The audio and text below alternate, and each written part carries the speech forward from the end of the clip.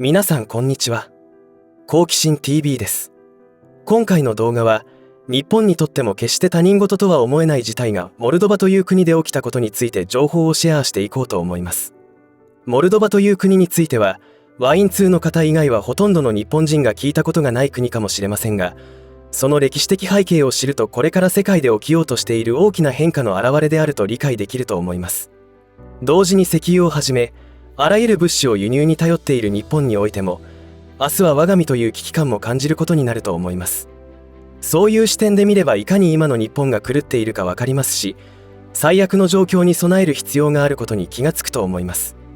ぜひ最後までご視聴いただき、身を守るための考察にお役立てください。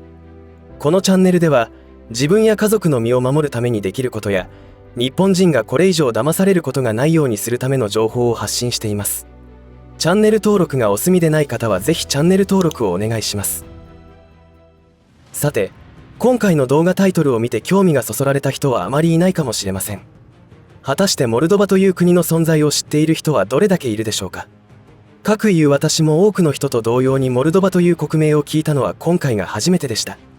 ところがその背景を調べてみると、やはり歴史は脈々とつながっているのだと思いました。この動画を最後まで見ることで、今世界で起きているあらゆることは偶然起きたことでもないと理解できると思いますし、ロシアのプーチン大統領やアメリカのトランプ新大統領が戦っている相手とは何だろうという確信を知ることになると思います。モルドバという国で突然起きた悲劇とは。報道だけでは実態がなかなか見えてきませんので補足しながら話を進めていくことにします。まず2025年1月1日にウクライナ経由で供給されていたロシアからの天然ガスが沿ドニエストル共和国だけでなくモルドバ全体でストップしました。厳密に言えば突然ではなくその気配はありました。というのもロシア側はモルドバのガス料金支払いが滞り、7億9000万ドル、約1250億円の債務があると主張しており、モルドバ側は債務の額は大幅に少ないと主張して対立してきていました。このことを受けてモルドバはエネルギーが不足する事態に備え、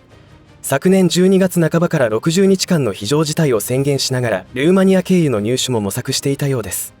いずれも元をたどればロシア産天然ガスなので同じように思えますが、実は12月20日にモルドバで行われた大統領選挙で EU 加盟を目指す現職のサンリュー大統領が再選して親ロシア派のストヤノグロ氏を破っていたのです。いずれにしても両国では産業や国民生活に大きな影響が出ており、特に寒さが厳しいこの地域で暖房が使えなくなったことで、貧困層には悲劇が起き始めている可能性が非常に高いのです。地元エネルギー供給企業は、そのウェブサイトで厚着をしたり、家族が一部屋に集まって暖を取ることや、薪ストーブの使用を呼びかけるなどの対策を提言しています。産業への影響は、食料生産を除く全ての産業が実質的に稼働が停止したということで、経済的ダメージは今後ますます国民に悪影響を及ぼすことになり、食糧危機や飢餓という厳しい局面を迎えることになると考えられます。しかし、この地域への天然ガスの供給は一つではなく、ご覧のようにいくつかのルートがあるので、日本が抱えるエネルギー危機の可能性を考えるとはるかに希望が持てるのではないかと個人的には思います。陸続きのルートがあるということのメリットはそこにあると思いますが、報道によると今回のロシアからの天然ガス供給ストップを受けて一番ダメージを受けているのは、親ロシア派が多く住んでいる沿ドニエストル共和国だと言われていますが、反ロシア派のメディアが報じていることなので鵜呑みにはできないと思います。というのはウクライナへのダメージも相当なものだと予想できるからです。ちなみにこの地域にはガスの備蓄が10日から20日程度しかないため、石炭による発電と計画停電が実施されていくことになります。このことは住民の生活にとっては出口に見えない過酷なものとなりそうです。モルドバという国の歴史的背景。ここでモルドバという聞き慣れない国のことについて触れておきます。モルドバと沿ドニエストル共和国は東ヨーロッパに位置する内陸国で、ご覧のようにルーマニアとウクライナに挟まれています。さらにそのモルドバとウクライナの間に沿ドニエストル共和国が存在しています。モルドバの国土は約33,851平方キロメートルで九州より若干狭い面積です。首都はキシナウ、人口は248万人で宮城県、京都府、広島県の人口とほぼ同じです。外務省のデータでは日本人165名がモルドバで生活しています。モルドバの歴史は非常に複雑で、さまざまな民族や国家の影響を受けてきました。古代から中世までの歴史では、モルドバ地域には古代からダキア人が住んでおり、その後ローマ人が入植しました。271年にはローマ帝国が撤退し、その後はゲルマン民族やスラブ民族の侵入を受けています。14世紀にはモルダビア公国が成立し、15世紀には最盛期を迎えました。この時期モルダビアはオスマン帝国の影響下に置かれましたが、独自の文化と政治体制を維持していました。近代の歴史においては19世紀初頭、モルドバはロシア帝国の一部となり、1812年のロシア・トルコ戦争の結果、ベッサラビアがロシアに併合されました。20世紀に入ると、モルドバは再びルーマニアの一部となり、第二次世界大戦中にはソ連に占領されました。1940年にはモルドバはソ連の一共和国として組織されましたが、1991年にソ連の崩壊に伴い、モルドバは独立を宣言し、モルドバ共和国として国名を変更しました。しかし、独立後も経済的な困難や政治的な不安定さが続いています。特に、モルドバ東部にはトランスニストリアという自称独立地域が存在し、ロシアの影響を受けています。このトランスニストリアが沿ドニエストルのことです。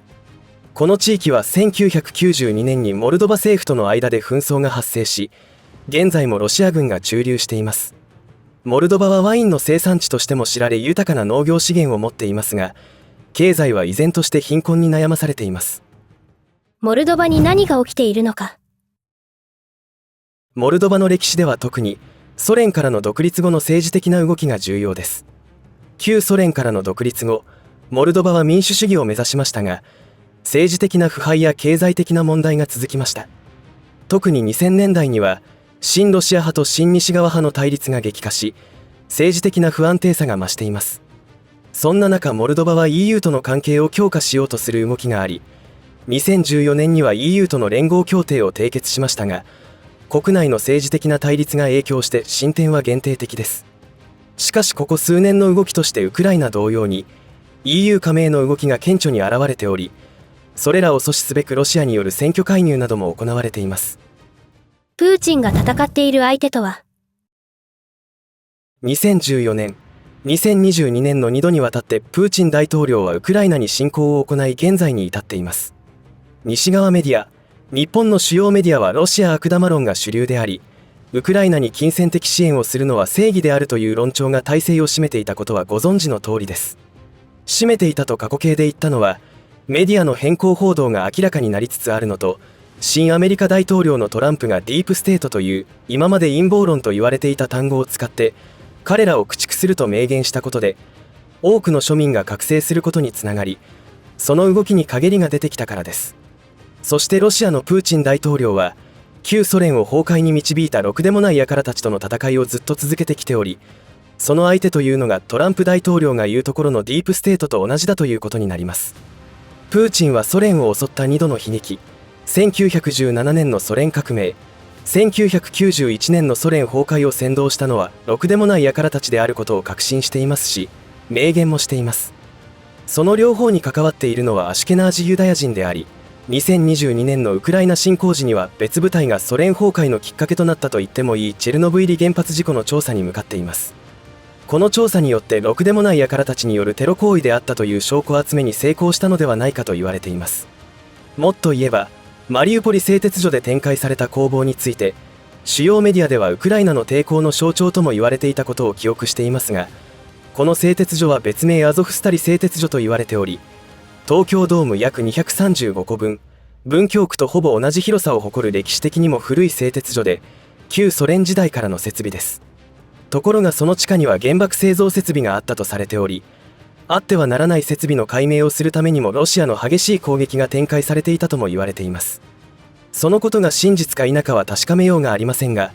ロシアがウクライナを本気で攻めるならさっさと首都キーウを攻めていただろうという説には妙に納得してしまいます。同時にウクライナ侵攻が祖国を2度も滅ぼしたろくでもない輩たちの犯罪証拠を集めるステップだったとするなら、本気の攻撃はこれからと考えることもできます。だとするならこれは旧約聖書の予言通りであり、アメリカのトランプ大統領の再選も同様に同じだと解釈できることが記載されています。まとめ。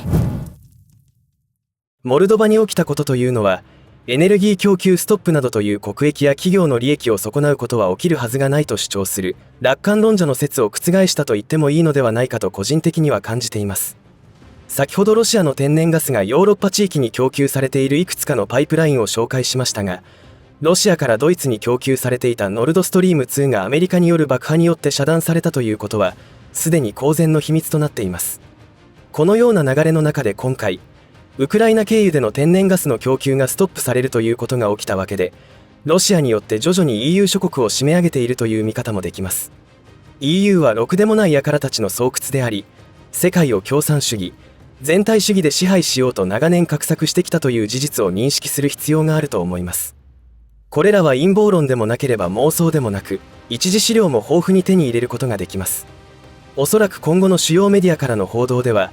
相変わらずロシア悪玉論を展開することになるのでしょうが、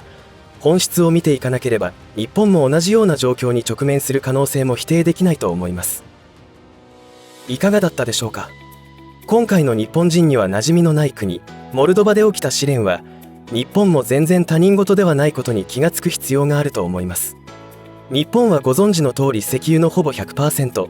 天然ガスの約 20% を中東地域に依存しています。その中東地域というのは今過去最悪の混乱を極めています。中東情勢の悪化によって過去に何度かの石油危機と言われるような出来事がありましたが、その都度物価高に見舞われたものの事なきを得たと言っても良い状態でした。ところが今は世界情勢があまりにも変わりました。イスラエルはアメリカからの忠告にも従わず、世界中の世論を敵に回してでも大イスラエル構想の実現に盲信しています。当然イスラエルの国内でも分裂は発生しておりますが、ろくでもない輩たちの勢力が中心になって野望の実現に動いています。